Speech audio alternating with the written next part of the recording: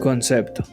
La enfermedad trofoblástica gestacional es un término que abarca un grupo de tumores caracterizados por la proliferación anormal de trofoblasto. Se divide en molas hidatiformes, caracterizadas por presencia de vellosidades, y neoplasias malignas trofoblásticas no molares, las cuales carecen de vellosidades. Las molas son placentas edematosas e inmaduras.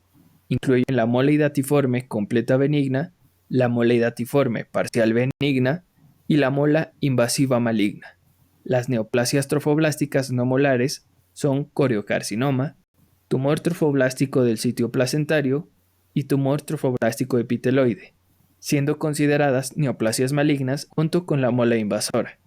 Todas estas patologías se caracterizan por una elevada cantidad de hormona gonadotropina coriónica humana sérica y diversos hallazgos clínicos y de gabinete que analizaremos más adelante.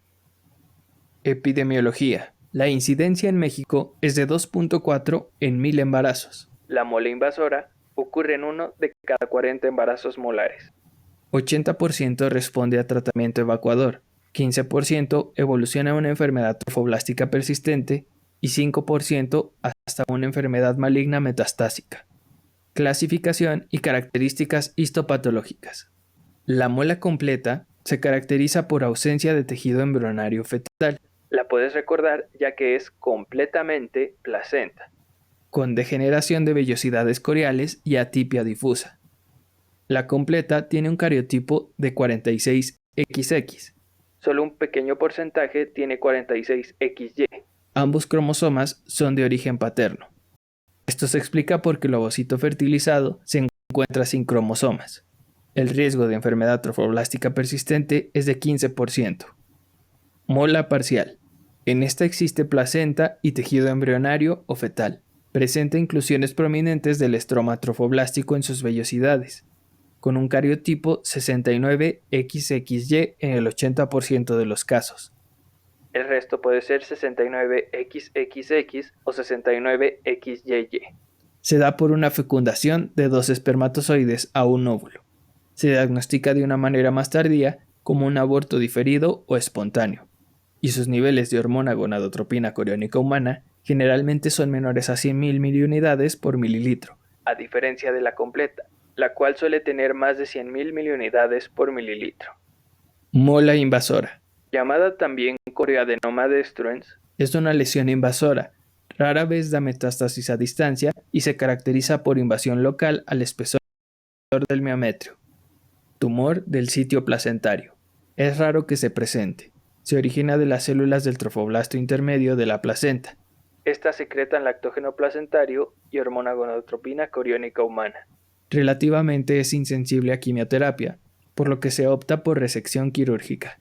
Coriocarcinoma. Tumor maligno de epitelio trofoblástico anaplásico. Invade y puede dar metástasis a sitios distantes como pulmones, 75%, vagina, cerebro, hígado, riñón y tracto gastrointestinal.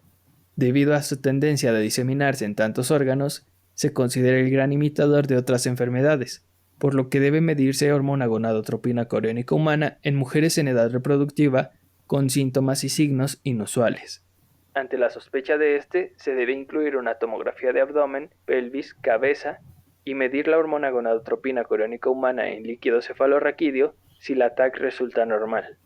También existe el tumor trofoblástico epiteloide. Este es de escasa relevancia, es muy infrecuente, de bajo potencial maligno y puede ocurrir tanto en edad reproductiva como en menopausia. Factores de riesgo. El más importante es el antecedente de mola previa. Estas pacientes tienen un riesgo 10 veces mayor a presentar enfermedad trofoblástica en el siguiente embarazo. Otros factores son aborto previo, embarazo ectópico previo, embarazo llevado a término previo y edad de 40 a 50 años. Cuadro clínico. Sospecharemos de enfermedad trofoblástica gestacional ante una paciente que presente hemorragia uterina anormal, como agua de lavar carne, ya sea en el embarazo o 6 semanas después del fin del embarazo, con dolor hipogástrico y en ocasiones con expulsión de vesículas, además de un crecimiento uterino mayor al esperado por la edad gestacional, no detectar frecuencia cardíaca fetal, hiperemesis gravídica, hipertensión gestacional preeclampsia o eclampsia antes de las primeras 20 semanas de gestación, y en pacientes posparto o posaborto con sangrado uterino anormal o síntomas respiratorios. En todos los casos anteriores se deberá sospechar de enfermedad trofoblástica gestacional y se deberán solicitar niveles de hormona gonadotropina coriónica humana y un ultrasonido. Diagnóstico. Se fundamenta en la clínica, ultrasonido y los niveles de la hormona gonadotropina coriónica humana. Esta se produce en las células trofoblásticas, las cuales en esta enfermedad generan grandes cantidades de ella, desde 100.000 miliunidades hasta 1.000.000, explicando el cuadro de hiperemesis gravídica e hipertiroidismo, por su similitud molecular a la hormona TSH. Por ultrasonido podemos encontrar diferentes hallazgos. 1. Patrón ecogénico mixto, zonas hiperecoicas e hipoecoicas, lo que se conoce como tormenta de nieve. Se presenta principalmente en mola completa. 2. Quistes tecaluteínicos, con un diámetro mayor de 3 centímetros. Se producen por exceso de estimulación ovárica hormonal. No requieren tratamiento, ya que desaparecen al evacuar la mola. 3. En la mola parcial se puede observar el feto. 4. Invasión a miometrio. Se puede ver incremento de vascularización de miometrio por ultrasonido Doppler. El cariotipo solo se recomienda en embarazos múltiples que coexisten con un feto vivo con placenta normal, además de un saco gestacional con una mola completa o parcial. Este se realiza ya que si el cariotipo del feto vivo es normal, la paciente puede decidir si continuar el embarazo hasta que sea viable. El diagnóstico definitivo será histopatológico. Por esta razón, todas las muestras de aborto deben enviarse al servicio de patología. Tratamiento. Previo a la evacuación hay que solicitar biometría hemática, tiempos de coagulación, pruebas de función hepática y renal, grupo IRH, niveles de hormona gonadotropina coriónica humana, radiografía de tórax y ultrasonido. Posterior a la evacuación, se debe realizar una exploración ginecológica en cada consulta, donde se debe confirmar la involución del útero. Determinar la hormona gonadotropina coriónica humana sérica semanal, hasta que ésta salga negativa, y llegado a este punto de manera mensual hasta cumplir 6 meses, así como radiografía de tórax. Normalmente, las molas parciales tardarán 7 semanas y las completas 9 semanas en disminuir sus niveles de hormona gonadotropina coriónica humana por completo.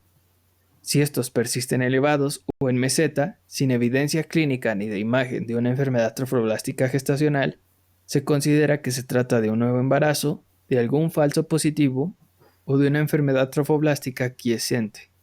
Para evitar falsos positivos se recomienda el control anticonceptivo por al menos un año posterior a terminar el tratamiento de la enfermedad trofoblástica, o un año después de determinar la remisión completa. El tratamiento de las molas parciales y completas depende del deseo reproductivo.